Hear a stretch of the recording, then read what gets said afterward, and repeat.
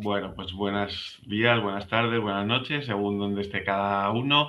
Estamos ya en el programa 6 de la temporada 2. Esta vez hemos hecho un descansito de algún tiempo en medio por el verano en América Latina y vamos a regresar y hoy están con nosotros Pancho Córdoba desde Argentina y Andrés Vélez Quintero desde Colombia y yo, que soy Alberto Rives, desde España. En algún momento, a lo mejor, se incorpora alguien más, ya veremos, ¿no? Bueno, hoy vamos a hablar del libro Dialéctica de la Ilustración de Horkheimer y Adorno, un clásico. Hoy hacemos una excepción a los textos más contemporáneos, es este libro que tengo aquí, a los textos más contemporáneos que venimos viendo, porque queremos abrir como una subsección relativa a tratar algunos textos clásicos que nos han gustado, que merecen la pena, que son grandes textos sobre los que hay que volver y que todavía nos dicen cosas sobre el mundo contemporáneo, ¿no? Y en ese sentido, este libro, para empezar esa sección, aunque es de los años 40, digo, es muy actual, ¿no? Está muy ajustado al presente todavía. Y bueno, a mí es un libro que me fascina, debo de reconocerlo al principio, que lo utilizo en clases y que lo he trabajado bastante a lo largo de estos años y que me parece que resume muy bien lo que es la crisis de la ilustración, la crisis del proyecto moderno ilustrado en plena vorágine, en pleno mundo convulso de la Segunda Guerra Mundial y un poco los años siguientes, ¿no? Y entonces me parece que es un texto que eh, trata de comprender cómo es posible que se haya llegado a un mundo caótico y desorganizado y violento si la promesa de la Ilustración era crear un mundo ordenado, pacífico, basado en el comercio, en el intercambio, en la razón, etcétera, todos esos elementos. Y tratan de entender Horkheimer y Adorno cómo hemos llegado a la barbarie, ¿no? Lo dicen en algún momento de manera literal, y os lo voy a leer porque lo tengo aquí apuntado. Dicen al principio, dicen, lo que nos habíamos propuesto era nada menos que comprender por qué la humanidad, en lugar de entrar en un estado verdaderamente humano, se hunde en un nuevo género de barbarie. Ahí está, ¿no? Lo que ellos quieren entender es cómo se ha desviado el proyecto moderno, cómo nos hemos olvidado del ideal de la emancipación, fundamentalmente, y cómo hasta el conocimiento se ha convertido en algo así como totalitario, ¿no? Hasta la razón ha devenido autoritaria y totalitaria porque se comporta, y lo dicen también, esto es más o menos literal, pero más o menos, se comporta de manera despótica con la realidad, igual que los poderosos, los dictadores, se comportan de manera despótica con los ciudadanos, ¿no? Y bueno, esa es mi primera impresión, no quiero extenderme mucho, vamos a tener mucho rato para volver sobre todos los temas y irlo desgranando y tal, pero sí resumiría como el argumento del libro fundamentalmente, como la idea central que a mí más me interesa, por lo menos, no es que sea su idea central, pero sí es la que a mí más me interesa, es ese límite del proyecto moderno ilustrado y ese advenimiento de la racionalidad instrumental y esa desviación con respecto al proyecto ilustrado de la emancipación, ¿no? Que nos iba a hacer a todos más libres, a todos más, en fin, más felices, etcétera. Y bueno, ahí me callo y os dejo una primera impresión que será interesante. Bien, voy yo inmediatamente. Oye, qué buena presentación del libro, Alberto. ¿Te gustó el libro, no? Reconócelo que es uno de tus favoritos. Me encanta, me ¿Ah? encanta. Sí, Me parece bien, un sí, libro brutal. sí, sí. Y es brutal. Es brutal, especialmente para quienes quizás, que lo que creo que me pasa a mí, em, todavía hay se necesita mucho fortalecer los clásicos. Entonces, hay que tener muy bien, creo que ya no puedo seguir esquivando la necesidad de leer eh, los textos mitológicos griegos de nuevo, que ya los leí hace demasiado tiempo y he tenido la flojera de volverlos a leer. Eh, Así como, bueno, ya sí comprendo, pero me di cuenta de que es necesario tener masticado eso y repasar a Kant y un montón de cuestiones, el Sade, el libro Sade, ¿no? Y otras referencias que me dificultaron un montón cierta facilidad para ir digiriendo la lectura. Y a medida que ya avanzamos hacia el capítulo de la cultura, como es más contemporáneo y habla se digiere con placer, hay un goce en la elocuencia que tienen para explicar las cosas en ese capítulo. En los anteriores tuve que hacer un ejercicio hermenéutico brutal y al final hice trampa y empecé a leer gente que hablaba del libro para poder, a pesar de que el libro en la introducción lo trae muy claro, esta edición es muy clara de lo que vamos a ver, ¿no? Pero de cierta manera creo que es bueno para los que no están acostumbrados a leer ciencias sociales como sugerencia, informarse bien de qué trata el libro. ¿Ah? Para después cuando hagan el ejercicio lo puedan paladear sin estar complicando de si es que estás comprendiendo o no, porque han pasado un par de párrafos o páginas en que uno dice realmente no sé si entendí. ¿Ah? Eh, Eso como sugerencia. Segundo, el libro es delicioso.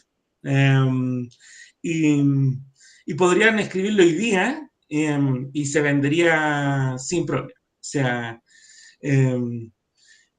hay cuestiones que me sorprenden de cómo la gente a mediados del siglo XX ya estaba viendo todo. O sea, tiene que haber sido muy, como que nosotros nos estamos comiendo como un eco retardado, así, de una cuestión que se tomó como realidad muy clara después de la Segunda Guerra. La Segunda Guerra dejó muchas cuestiones como en evidencia que los pensadores de su época lo interpretaron un par de décadas después, pero es muy vigente. Está difícil no pasar por Helmut Rosa, por incluso por el libro de Bailuz, ¿no? Sobre, ¿cómo se llama el libro este de la psiquiatría? Um, La salvación del ah, alma moderna, ¿no? la conservación del alma moderna, ¿no? Como la racionalización, como Freud, como el psicoanálisis, entra en todo este proceso, ¿no? Entonces, es un libro que conecta, que le da mucho sustento y mucha base a lo que hemos conversado prácticamente, creo que en todos los capítulos de este hermoso espacio que yo espero que dure mucho tiempo. Se me van cuidando los mayores. Eh, y así que creo que hay mucho para conversar. Y voy a tratar de buscarle durante el capítulo algo como crítica, ¿no? Buscarle como los lados, lo que deja fuera, lo que no aborda. No quise leer críticas, quise guardármelas para mí previamente, así que no sé cuáles son las críticas que se le han hecho a los autores. Y más allá que la introducción aparece Habermas, ¿no? Y cómo Habermas trata de resolver algunas cuestiones a través de la racionalidad, de la acción comunicativa, ¿no? Pero, es un librazo, así que bien, Alberto, por esto de recomendarlo que lo leyéramos. Algunos de nuevo, yo había leído solamente el capítulo de la cultura previamente, así que eh, fue sostiene todo, o de alguna manera le da mucho piso a las discusiones que hemos tenido. Eso.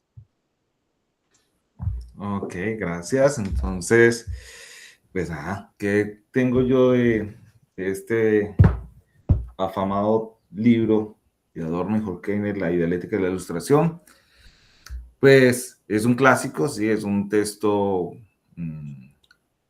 ¿cómo decir? Pilar en las ciencias sociales, para el desarrollo de las ciencias sociales. Es un texto que independientemente de la disciplina en la que uno se forme, tiene que ir a leerlo, ¿cierto? Yo pues no había tenido el acercamiento así tan de lleno al libro, ¿sí? Uno tiene, como estudiante le acercan a este libro prácticamente con el capítulo de la cultura, que es más asimilable y todo esto, pero digamos que hacer este esfuerzo que hicimos de leerlo detalladamente, de cabo a rabo, tratando de asimilarlo, y ha sido muy, muy bueno, pues para mí.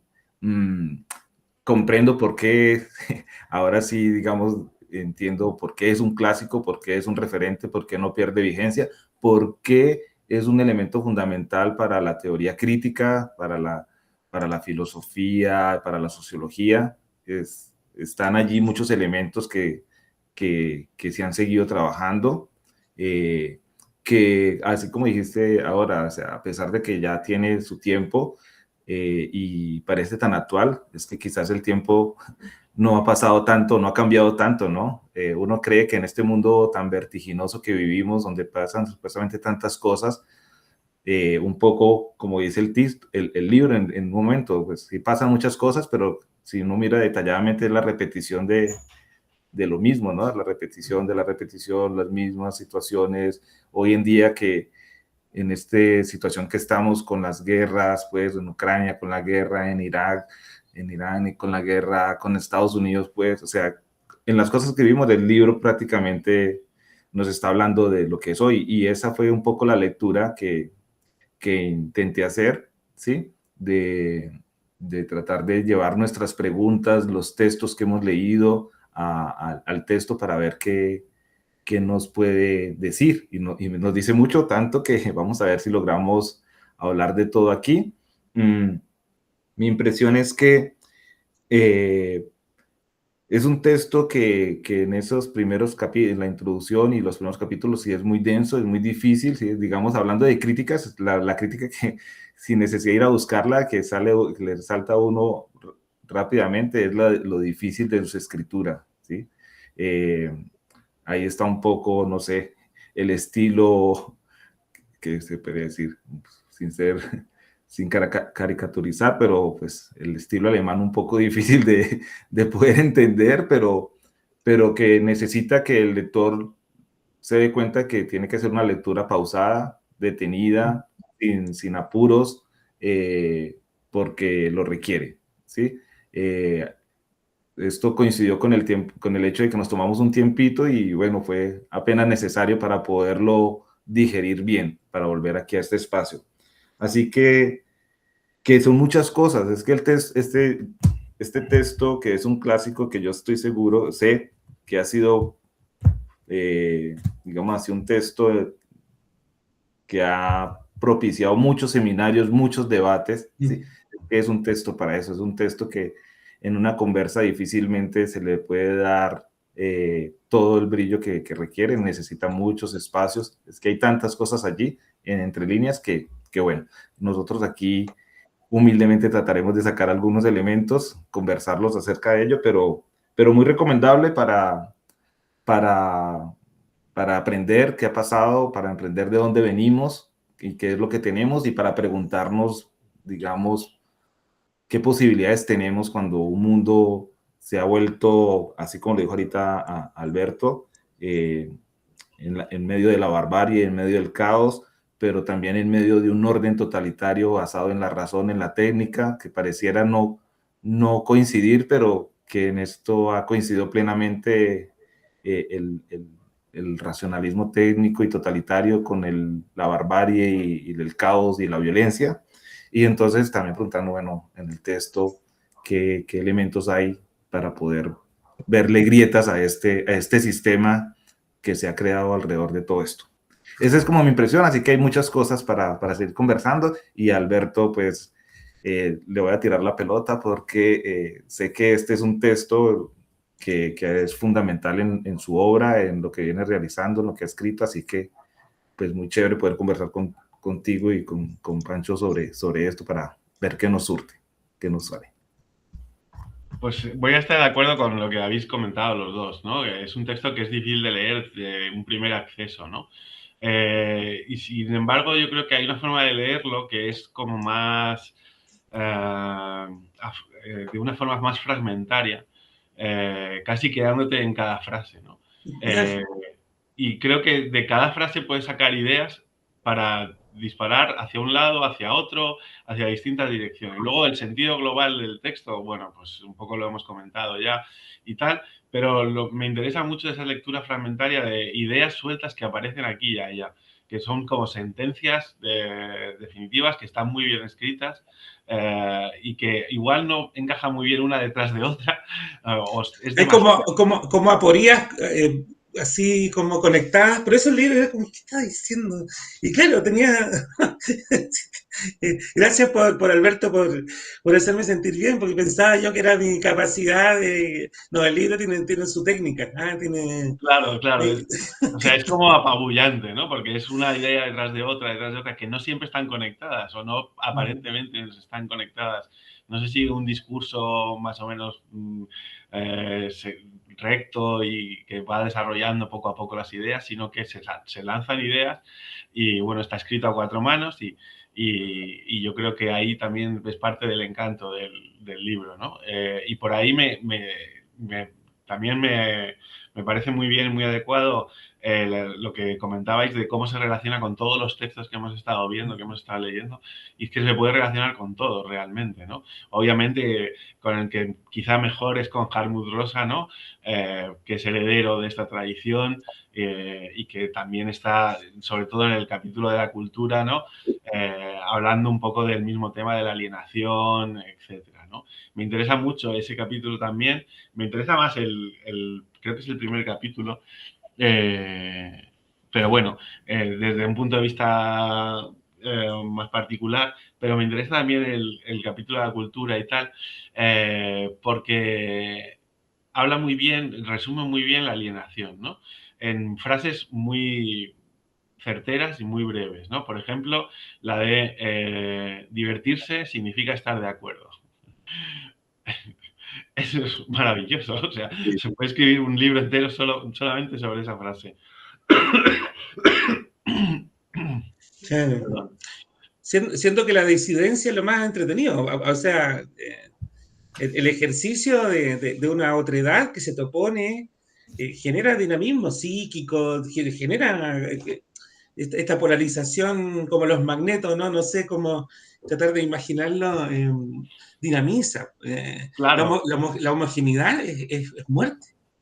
claro, Eh, esa es la muerte de que están denunciando, ¿no? claro. Están denunciando Mm, la alienación absoluta de los individuos que consumen productos culturales, digamos, iguales a la vida cotidiana, igual de vacíos de significado que en la vida cotidiana, y se les proporcionan esos ejemplos en la ficción para hacer pasable o aceptable su vida, su difícil vida cotidiana, ¿no?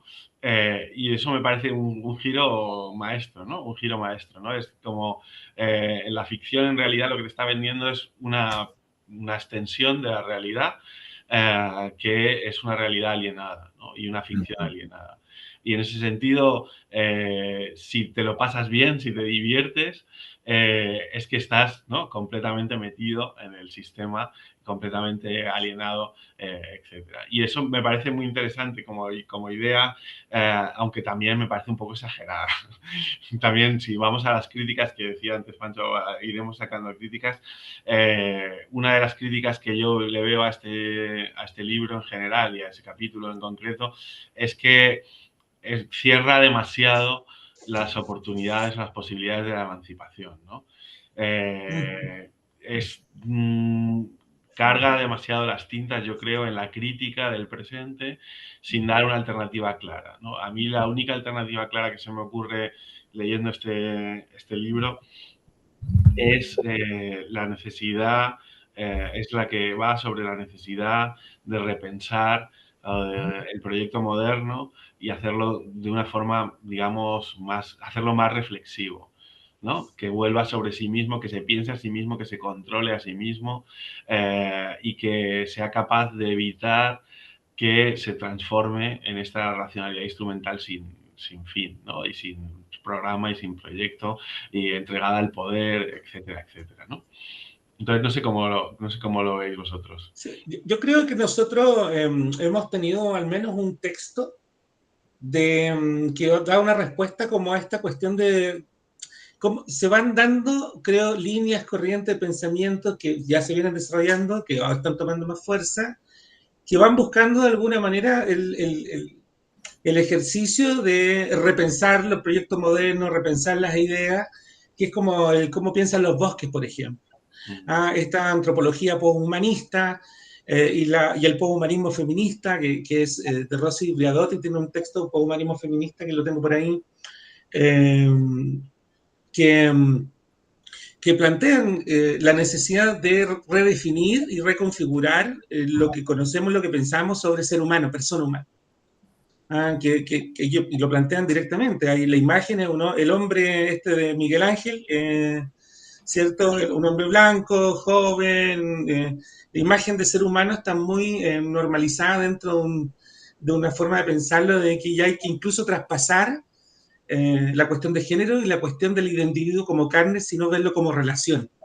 Y creo que ahí Rosa también tiene una linda conversación con el poshumanismo de que el sujeto en sí es una relación con el mundo, no un individuo desvinculado del mundo, no hay sujeto sin mundo. Entonces, llevar la discusión a la relación, como la sociología de la relación de Rosa o como el poshumanismo están planteando, creo que de alguna manera se está abriendo una puerta, un camino a replantear cuestiones modernas. La crisis de la democracia moderna, representativa, burguesa, si me pongo así como una discursividad más de izquierda, ¿no?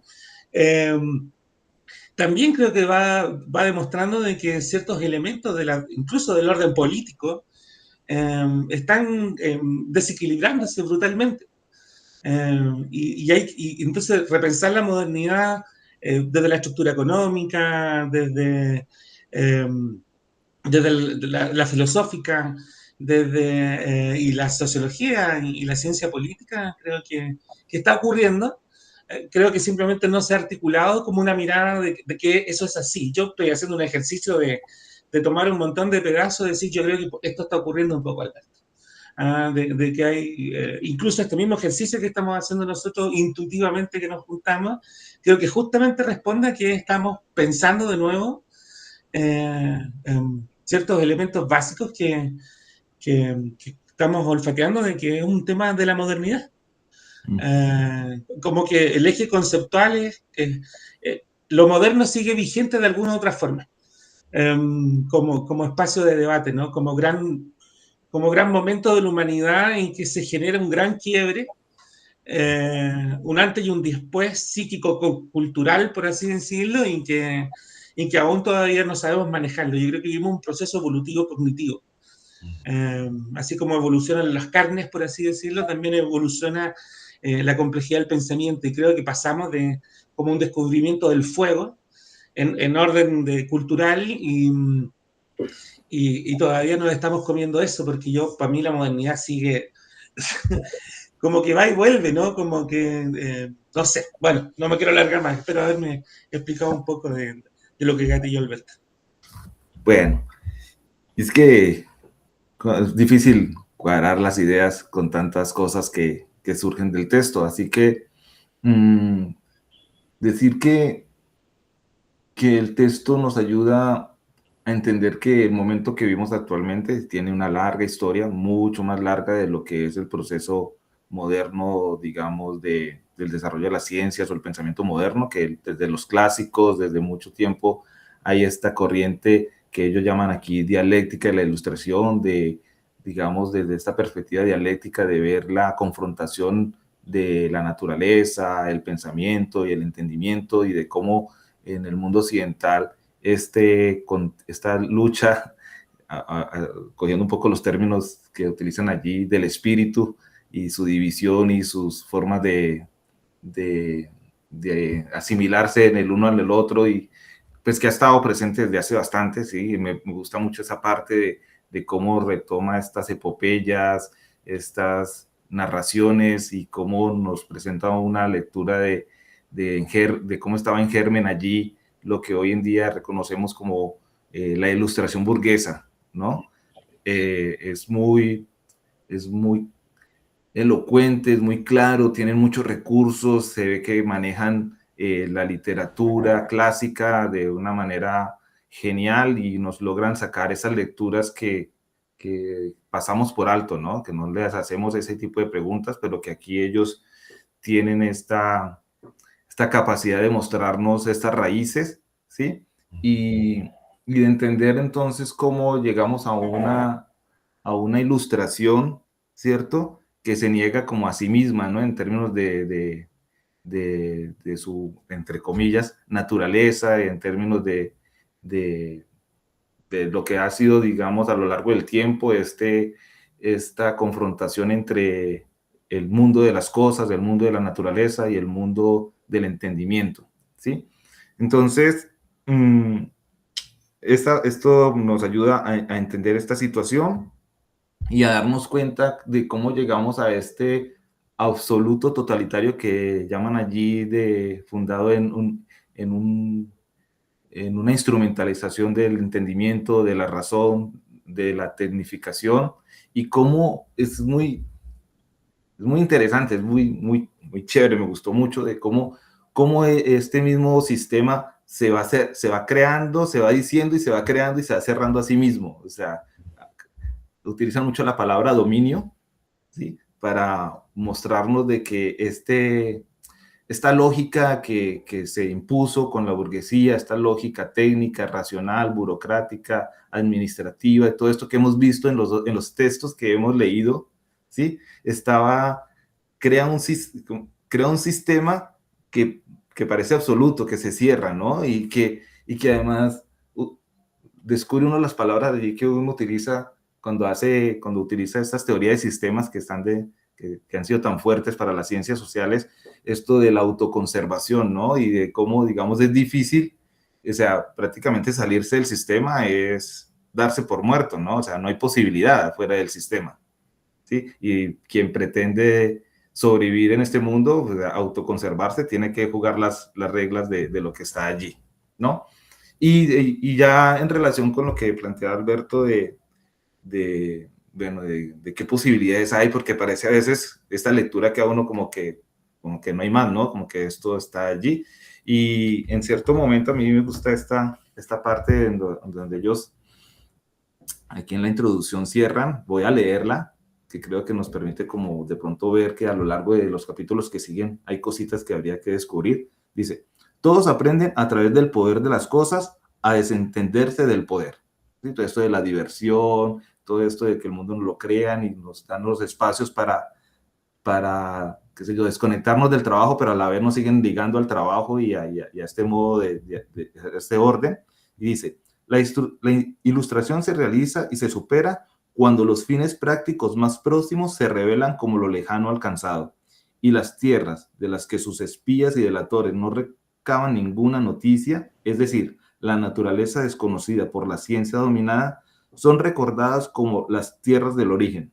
Hoy, que la utopía de Bacon de ser amos de la naturaleza en la práctica se ha cumplido a escala telúrica, se hace manifiesta la esencia de la coacción que él atribuía a la naturaleza no dominada. Era el dominio mismo, el saber, en el que según Bacon consistía sin duda la superioridad del hombre. Puede ahora aplicarse a la disolución de ese dominio, pero ante semejante posibilidad la ilustración se transforma al servicio del presente en el engaño total de las masas. Lo que leo allí, lo último, es esto de que, pues que la ilustración, pues, voy a decir, frente a todo esto, no está vencida en términos de lo que significa en el fondo lo que para ellos representa la ilustración y la posibilidad de que el pensamiento se vuelva a pensar a sí mismo, ¿cierto? Y que deje de entregarse al instrumento del poder y cosas de ese estilo, está esa posibilidad. Y yo también recordé mucho cuando leía esto, el texto de Kohn, de cómo piensan los bosques, ¿cierto? Esta corriente de volver de encontrarnos con las cosas, con la naturaleza de una manera diferente como hemos aprendido, ¿no? Darle un espacio a lo desconocido, a lo incierto que este sistema trata de cerrar y trata de castigar, ¿no? Porque eso es castigado severamente, salirse, digamos, del sistema. Pero hay ahora estas líneas, hay estos pensadores, hay estos textos que pues no sabemos a dónde nos van a llevar, pero que un poco van en esta línea de romper un poco ese dominio y ese absoluto y darle espacio a las relaciones. dice allí algo así como, la ilustración es el, por aquí lo tenía, o sea, es eso, lo que ustedes decían ahorita de la alienación, de la total separación del hombre del otro y de volver a reconocer al otro, el que está contigo, es como esto que habla Rosa de estos temas que hemos estado señalando. O sea que hay cositas que pueden empezar que están allí, digamos. Sí, estoy bastante de acuerdo también con lo que habéis comentado, ¿no? Con distintas cosas. Pero ahora voy a eso. Antes de ir a eso, quería leer otro fragmentito. Es que es un libro muy para leer trozos, ¿no? Y que resume muy bien un poco el espíritu general del texto, ¿no? Dicen en un momento, los hombres pagan el acrecentamiento de su poder con la alienación de aquello sobre lo cual lo ejercen. La ilustración se relaciona con las cosas como el dictador con los hombres. Este los conoce en la medida en que puede manipularlos. El hombre de la ciencia conoce las cosas en la medida en que puede hacerlas. De tal modo, el en sí de las mismas se convierte en para él. En la transformación se revela la esencia de las cosas siempre como lo mismo, como materia o sustrato de dominio. Por ahí, ¿no? Es lo que estábamos hablando en las distintas intervenciones, ¿no? Cómo ese dominio se ejerce de forma despótica, autoritaria, y bueno, nos aleja del gran programa que era la emancipación, bueno, es un poco la pregunta que se hacen es cómo ha salido mal esto, porque nos hemos alejado de la emancipación, porque nos hemos dedicado al dominio, al poder, al conocimiento desnudo, ¿no? Sí, Alberto, eso que tú planteas yo creo que el ser humano tiene la pretensión, mira, de lo que está hablando, si me viene una idea a la mente, la voy a compartir. La modernidad pretende, de alguna manera, superar aquella cuestión que en la mayoría de las especies es la presencia de una jerarquía en función del poder, de la violencia u otro según la especie, ¿no? Pero en toda convivencia entre el mundo y los seres vivos y no vivos, como dirían el poshumanismo, ¿no? Eh, hay de alguna manera orden. No sé si llamarle jerarquía, pero hay cierto orden en el funcionamiento de la estructura de esa comunidad especie. Entonces, el ser humano había desarrollado un hábito de orden, o distintos hábitos de orden, y creo que en algún momento a través del feudalismo y los totalitarismos, ¿no? La monarquía totalitarista, se genera de alguna manera como un flujo de decir, podemos vivir en un mundo sin dominación, o que si hay orden, ese orden no sea en función de la violencia, sino que sea en función de ciertos elementos a través de la racionalidad, y encuentran una forma en que la especie humana puede autodeterminarse el orden. Esa es la pretensión, tomar conciencia del orden que nos podemos dar. Cuando Marx decía que hay una primera naturaleza, una segunda naturaleza, una primera cultura y una segunda cultura, y la segunda cultura es la toma de conciencia que nosotros modificamos nuestra forma de vida a través de las maneras en que nos comportamos, cómo interactuamos con la naturaleza.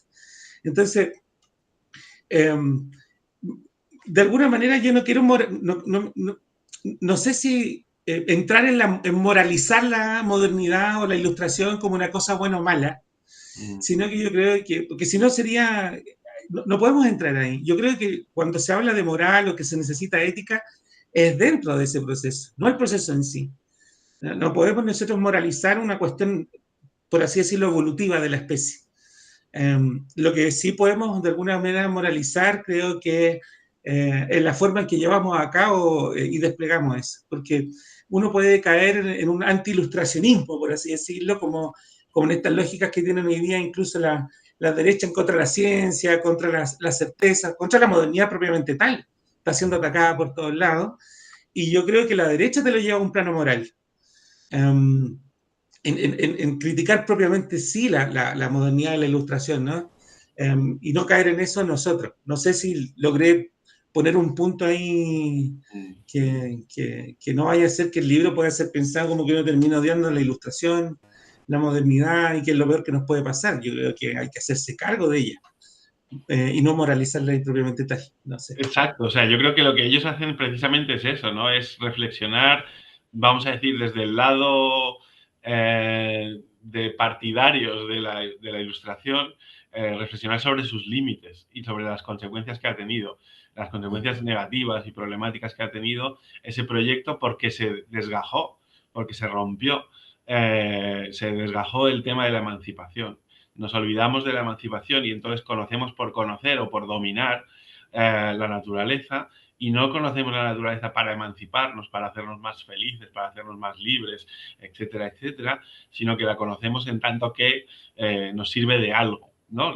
Ahí viene toda la racionalidad instrumental, ¿no? En tanto que la podemos usar, la podemos manipular. Pero ellos, en su posición, desde mi punto de vista, es una posición de defensa de la raíz ilustrada y crítica feroz al presente moderno, tal y como ha devenido, ¿no? En lo que se ha convertido.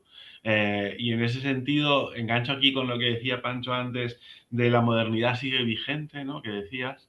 Y yo creo que sí, que claro que sigue vigente, ¿no? O sea, que estamos en un momento de modernidad tardía o como la queramos llamar, pero en el que seguimos utilizando los mismos, siguen funcionando los mismos mecanismos que han venido funcionando desde la ilustración, ¿no? Radicalizados probablemente, pero que siguen funcionando, ¿no?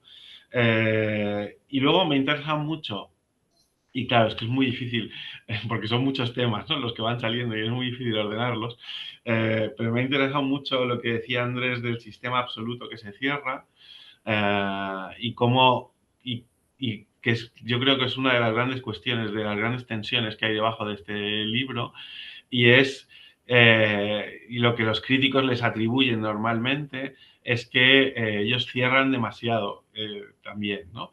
Es decir, que no dejan escapatoria, no dejan salida para los individuos. Y yo creo que sí que la hay.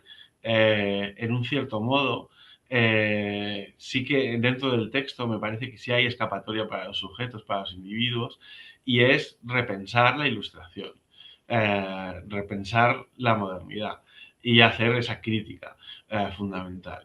Entonces, en ese sentido, yo creo que sí que hay una cierta escapatoria, aunque a lo mejor no es la escapatoria adecuada o la que hoy adoptaríamos, ¿no? Hemos visto lo de Helmut Rosa, cómo se abre al romanticismo, por ejemplo, para traer otras cosas, lo de Eduardo Kohn que estabais comentando, cómo se abre a otras dinámicas, a otras lógicas y tal.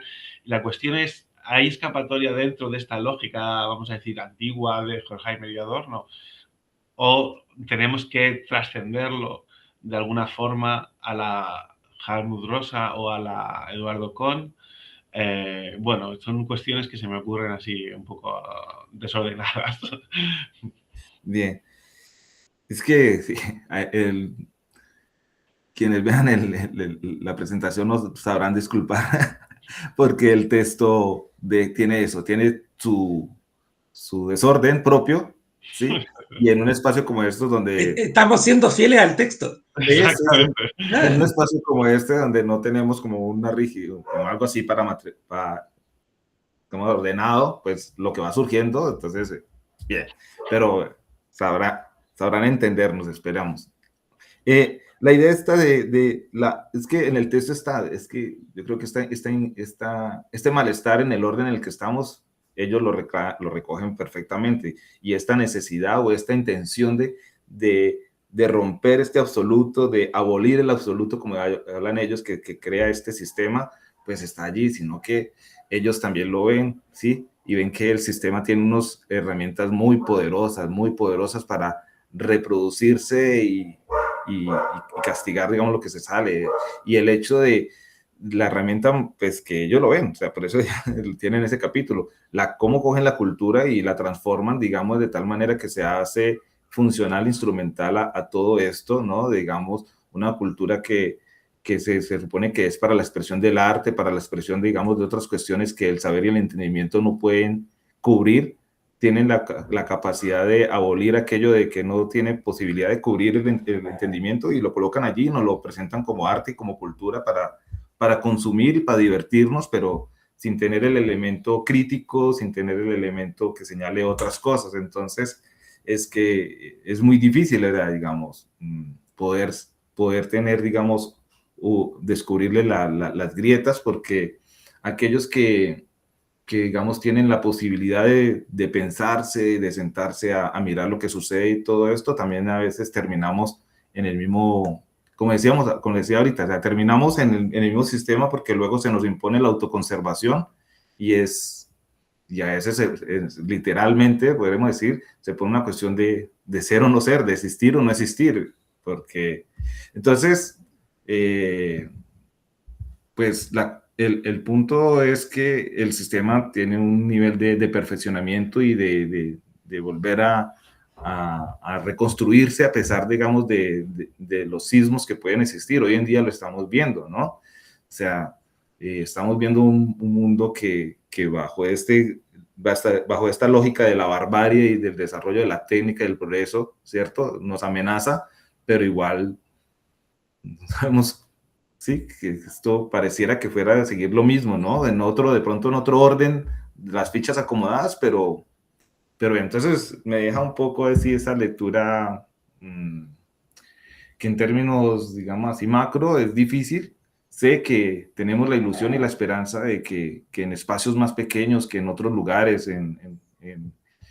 se dan cosas y uno se aferra un poco a esas expresiones, a esos movimientos, y ahí hay como una cuestión que surge donde la gente, digamos, puede romper un poco esta lógica mercantilista de ganancia, de que no importan los medios, sino el fin último. Entonces, pues, habría que esperar. A mí el texto, les digo a los compañeros, o sea, como dijo Alberto, son muchas cosas que dejan. A mí me gustó, por ejemplo, mucho esta discusión sobre el sí mismo, ¿sí? Sobre cómo el sí mismo moderno tiene que sacrificar, ha tenido que sacrificar un montón de cosas que tienen que ver con su naturaleza, con otras expresiones para poder constituirse en medio de este sistema. Entonces, el sistema nos construye un sí mismo para los sujetos, que es el sí mismo universal. O sea, es una cuestión muy interesante, no sé,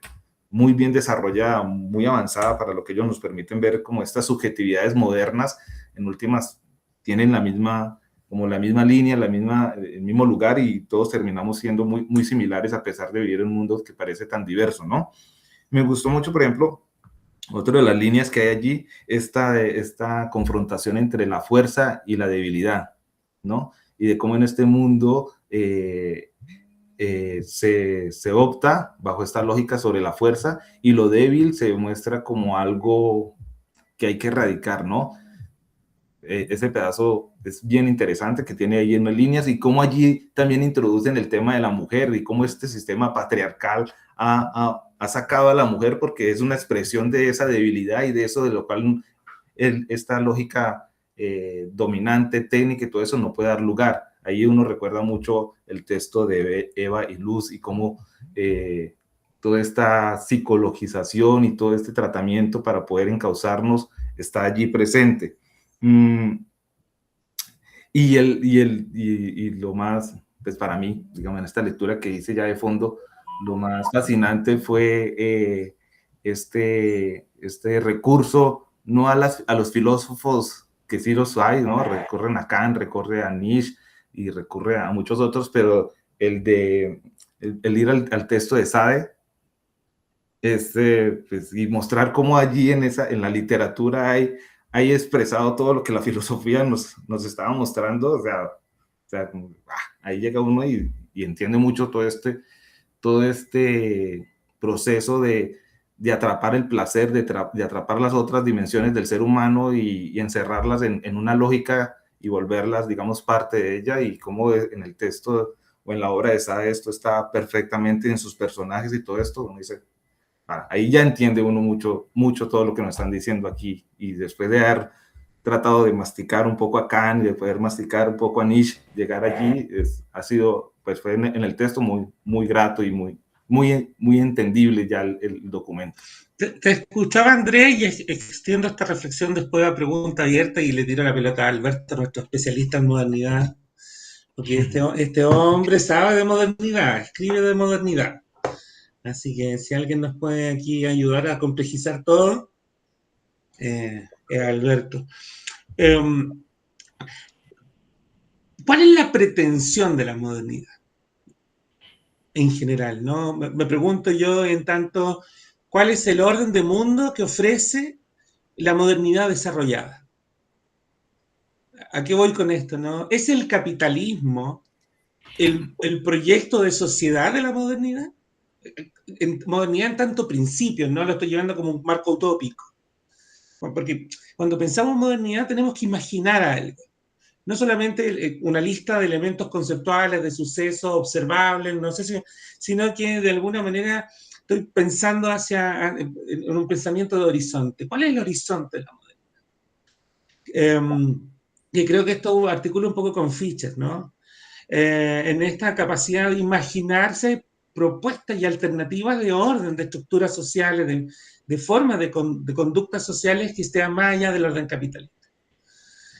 Vuelvo a plantear lo que creo que dije en el capítulo anterior. Yo dudo que la modernidad pueda ser desarrollada propiamente tal dentro de una lógica capitalista. Entonces, entre ese sistema de producción, de redistribución, en esa manera de relacionarlo instrumentalmente del mundo que tiene el capitalismo, la modernidad, creo yo, inevitablemente es la que genera la superación del capitalismo. Y aquí, perdonen que lo metan en una cuestión media política, ¿no? Pero a mí, para mí la modernidad es la manera en que nosotros podemos justificar y comprender y darle sentido y darle desarrollo a la manera de la superación del capitalismo. No es posible que los principios modernos se desarrollen en un sistema y una estructura que estructuralmente es desigual y que tiende a la acumulación y que rompe las estructuras sociales y entonces que destruye todo, ¿sí? Todo lo transforma, hasta transformarlo todo en átomo para poder moldear el mundo a su propio gusto y necesidad, ¿no? Entonces, esa pregunta, ¿no? Como, o esa idea, dejo dando vuelta Alberto ahí bueno, quizá el desafío o la discusión está también en eso, ¿no? En la necesidad de tener un horizonte, que ya quizás ya no se llame socialismo, veremos quizás qué nombre le ponemos, ¿no? Y que no debe ser solamente económica, que yo creo que ahí peca la izquierda, ¿no? Que dejó en una especie de hipismo, todos los elementos culturales se los comió. No sé si sigue manteniendo la misma estética de la Guerra Fría y mucho, entonces creo que, no sé, estoy pensando ahí que cómo hemos sido vencidos también en los otros elementos propios de esta vuelta que no solamente tienen que ser racionales, que creo que es parte de la misma crítica que hace el libro, ¿no? No basta con la racionalidad, hemos dejado los elementos cualitativos fuera. Eh, y, y, bueno, eso, perdón por la pregunta larga, Alberto, ¿no? Nada, nada, estupendo. O sea, estoy muy de acuerdo. Ahora voy a todos los temas, otra vez desordenado. Una cosa que recomiendo es a la gente que vea este programa, que por cierto va creciendo y que cada vez es más. Tenemos como 90 y pico ya suscriptores entre Spotify y YouTube, pues que se lean el libro, porque si no, yo creo que no van a entender nada de este programa. Porque estamos hablando de 100.000 temas a la vez y tal, y bueno, pero bueno. Voy a la pregunta primero de Pancho. ¿Cuál es el horizonte de la modernidad? Y un poco, en realidad, si está ligado o no al capitalismo, ¿no? Que ese es un poco el tema de fondo que planteabas. Yo creo que la cuestión es que la modernidad precisamente lo que es la apertura de todo. Es la apertura de la experimentación social, ¿no? Es el momento en el que los individuos se dan cuenta de que en la Ilustración, fundamentalmente, y un poquito después, se dan cuenta de que pueden organizar el mundo como les dé la gana, que las sociedades son completamente plásticas y permeables, que se pueden diseñar, se pueden rediseñar, etc. Eso lleva a un montón de horrores a lo largo de los 225 años que llevamos, 226 años que llevamos, lleva a catástrofes horribles y a organizaciones de la sociedad pues desiguales, injustas, exterministas y de todo tipo, pero alberga también la posibilidad de generar espacios pues más humanos, más igualitarios, más emancipados, etcétera, etcétera.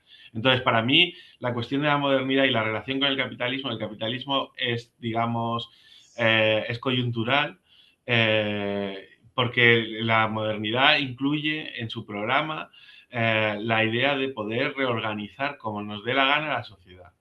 Es decir, es la era de la experimentación social, ¿no? A mí me gusta llamarla así, ¿no? Se puede hacer cualquier cosa. Y ese cualquier cosa puede salir terriblemente mal o puede salir bien. Como por ejemplo el modelo, por poner un ejemplo positivo, ¿no? El modelo de estado de bienestar tras la Segunda Guerra Mundial. No es el modelo ideal de sociedad para mí, pero es una sociedad que es mucho más habitable que otras del pasado, ¿no? Y bueno, en ese sentido, el capitalismo y la modernidad se relacionan coyunturalmente y podrían, de hecho, podrían inventarse o fraguarse nuevas formas de relación económica y social. Y no pasaría nada. Y de hecho lo ha habido, ¿no? Ha habido experimentos que han salido pues regular o mal o como sea. Y se Alberto, pueden podríamos probar pasar de en qué mundo vivimos a qué mundo queremos, por así Sí, decirlo, también, ¿no? Como en ese juego. habría que ir ahí. Eso serán los últimos episodios, ¿no? Cuando nos hartemos del mundo en el que vivimos. Vale, por ahí eso. No sé si te No, no, sí, perfecto. parece. Es muy esperanzador. Hay mucha fe, hay mucha fe, hay mucho humanismo ahí, Alberto, lo que tú acabas de decir. Hay mucha fe en el sujeto, no hay un determinismo hay una cosa como, es como, tranquilo gente, esto ya va a pasar. Ah, Exacto. Se puede hacer de otra bien, forma, se puede hacer de claro, otra sí, sí, forma. No sí, hay sí. por qué. Mm. Y luego me interesaba mucho la lectura que ha hecho Andrés, así un poco de varios temas y tal, y en concreto de el tema de la fuerza y la debilidad. Me parece es una de mis ideas favoritas de este texto porque se relaciona mucho con la idea de por qué suceden los genocidios, por ejemplo, ¿no? O por qué suceden las violencias tan exterministas, ¿no? ¿Por qué se dan masacres? ¿Por qué se dan guerras? ¿Por qué tal? Y uno de los argumentos que se usa en esa literatura es calcado de la dialéctica de la ilustración, ¿no? De Horkheimer y Adorno, que es precisamente se hace porque se puede. Cuando las fuerzas están igualadas, es cuando no hay violencia en términos generales, ¿no? Y esto lo cuenta muy bien Randall Collins en su libro sobre la violencia, del que hemos hablado un poquito antes en bambalinas y tal, ¿no? Entonces él dice, cuando las fuerzas están igualadas no hay violencia. En cambio, cuando se rompe uno de los dos lados deja de parecer fuerte, se desencadena la violencia de una forma feroz, ¿no? Cuando te encuentras ante la debilidad, pues reaccionas de una forma brutal, ¿no? Y eso sería un poco el argumento que está aquí, que es relacionado con el tema de las mujeres y con el tema de los judíos, claro. Con el tema de la persecución de los judíos en la Alemania nazi, ¿no? Y eso me interesa muchísimo, esa línea de pensamiento. Pero voy también a la otra línea que has arrojado, Andrés, que es sobre el sí mismo. La reflexión sobre la construcción del sí mismo. Y ahí a mí me recuerda mucho a Freud y el malestar en la cultura, ¿no? Como la renuncia no tenemos más remedio que renunciar a nuestros deseos, a nuestros anhelos, etcétera, etcétera. Y sin embargo, y eso nos hace infelices, y sin embargo es la única forma de construir la civilización, ¿no? Lo que él llama la civilización, ¿no? Es a través de nuestras renuncias, de nuestra renuncia a la persecución de nuestros deseos, etcétera, etcétera, ¿no? El sacrificio. El sacrificio, exactamente. Y me parece muy interesante. Y luego cómo nos va construyendo, decías tú, nos va construyendo a todos iguales, a todos más o menos similares, intercambiables, etcétera, etcétera, que eso lo hace el capital también, ¿no? Nos quiere producir de forma intercambiable para que podamos hacer todos más o menos las mismas cosas en distintos sectores, etcétera, etcétera. Y eso me recuerda también al hombre unidimensional de Marcuse, que es, por cerrar el círculo también de la escuela de Frankfurt, ¿no? Y hay un tema que también me parece muy importante, que en esta reflexión sobre cómo nos atrapa el sistema y tal, y cómo reacciona el individuo, qué hace el individuo. Y para ellos lo que el individuo hace es desear la destrucción del mundo. Hay una cita literal que os voy a leer, os estoy dando mucha data con las citas, pero es No, que, no, por favor. Me ayuda a recordar lo que leí. claro, a esta cita literal que dice, los hombres esperan que el mundo, carente de salida, sea convertido en llamas por una totalidad que ellos mismos son y sobre la cual nada pueden. Wow. Y me parece que ¿En qué página está? página 82 de mi edición. Ok. Y No, esa pues, cita me parece que refleja muy bien el espíritu actual, ¿no? De esa totalidad que somos y que apocalípticos. apocalíptico. Bueno, y va de la mano con el nihilismo que describía Wendy Brown, ¿no? Como un desentendimiento de lo otro y quedándose encerrado en uno mismo y pensando, suponiendo de que el uno mismo es desprendible del todo. No sé si me explico, si es como con un individualismo sin conciencia o sea, lo proponen políticamente, ¿no? No existe sociedad, solo hay mercado, solo hay individuos satisfaciendo sus necesidades en un espacio, no hay una situación emergente, no hay una emergencia de algo más, todo lo tienen atomizado. Um, Esa cita me conecta con lo de Mark Fisher, que fue el primero que leímos acá, de esta imposibilidad de pensarnos algo diferente, o sea, estamos, y lo que nos pensamos diferente es eso, de acabar con todo, o sea, o nos que, pensamos la repetición de la repetidera y nos pensamos, qué sé yo, la humanidad en 1000 años haciendo lo mismo, sí, pero con un naves fin de mundo. y en otros planetas, pero lo mismo, o el fin del mundo. No hay un horizonte que logremos como algo que se construya, ¿no? O no nos lo permiten ver, por lo menos, lo que nos llega. Sí, pero eso creo que es reflejo o una toma de conciencia de la hegemonía del capitalismo, ¿no? Entonces, asumiendo eso como condición, como estructura, por así decirlo, ¿no? Como un hecho social, sería Durkheim, perdón, profesor Alberto, si estaría bien ocupado el concepto, como una cuestión dada que no podemos superar. Entonces, yo creo que vuelvo a decir, como no moralizarlo en el sentido de no espantarnos con eso, sino que asumirlo como una condición con la cual trabajar. Porque políticamente muchas veces aquí voy siempre con esto, ¿no? Porque cuando en la militancia política se toman estas ideas, lo que se genera es un rechazo en tanto como esto, como que desaparecer. Como en el discurso, incluso hay que acabar con el capitalismo. Y muchos estamos tratando de usar, hay que superar el capitalismo. Porque no es que se acaba el capitalismo, no sé si me explico, ¿no? No es una cuestión porque ahí es donde nos cuesta pensarla, que es lo que dice Zizek. Radicaliza el realismo capitalista de Fichte y lo lleva a un punto en lo que hay que hacer es aumentar las contradicciones dentro de la estructura, dice, no pensarlo por fuera. Porque todo lo que pensamos por fuera lo termina consumiendo dentro, porque lo que podemos hacer es solamente trabajar la realidad. No, entonces, creo que en esta necesidad de repensar la modernidad y pensar otros futuros posibles, de alguna manera tenemos que siempre tener la conciencia de que estamos justamente trabajando con la misma estructura.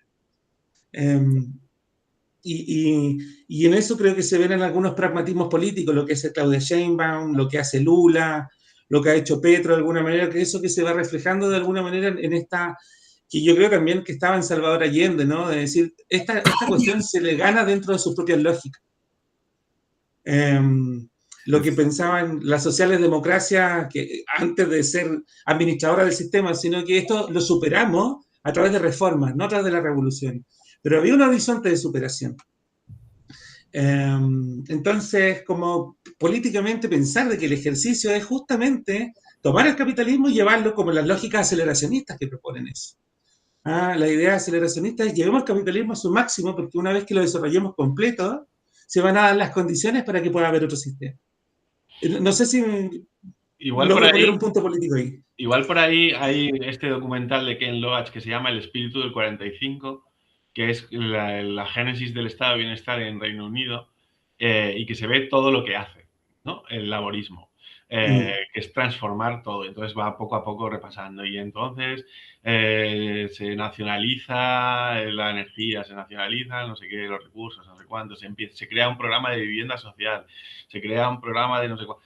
Y es como todo el rato muy propositivo de se van haciendo cosas, se va construyendo, se va transformando el sistema, que es un poco lo que digamos, apuntando a las contradicciones mismas del sistema y aprovechándose de las contradicciones del sistema, y se va transformando la sociedad y se va generando ese estado de bienestar, ¿no? En el que los individuos tienen una mayor protección, tienen sanidad pública, tienen viviendas, tienen empleos, etcétera, etcétera, ¿no? Y en ese sentido, ese documental, para estos tiempos sombríos, viene muy bien, porque se ve cómo realmente se puede transformar la realidad social tomando una serie de decisiones, ¿no? Valientes y tal, no administrando el sistema, como decía ahora Pancho, sino tomando decisiones valientes y metiéndose en la promesa de la transformación social, ¿no? De la experimentación social, ¿no? Y por ahí... En esa misma línea, y cuanto a la pregunta del horizonte de la modernidad que lanzabas, y que están hablando ustedes ahora último, me parece que, pues así, aventurándome, el horizonte de la modernidad es la ilustración. Pero la ilustración no sola, así como lo plantean en el texto, la dialéctica de la ilustración, o sea, la reconciliación de lo que está separado, ¿sí? Y que un poco se hace en estas luchas, en estos movimientos de que no es tanto acabar y arrancar de cero, ¿cierto? Sino como encontrar esas grietas, encontrar esas contradicciones, de volver a darle vida a lo que ha sido objetivizado y muerto, pues, en medio de estas cosas. Y parece que el texto es eso, es lo bonito de eso, ¿no? O sea, ven la ilustración, pero lo ven de esta lógica que lastimosamente es tan poco recurrida, que es la dialéctica, de poder ver los contrarios que siempre están, pero que me parece que es un elemento muy, muy interesante de la lectura que hacen y que recogen esa tradición que sí siento que se pierde mucho, ¿no? Lo que nos llega a nosotros aquí en América un poco es esa lógica, una lógica muy, muy formal, ¿no? Y que no permite ver el conflicto y las contradicciones, sino esto, o el todo o la nada, ¿no?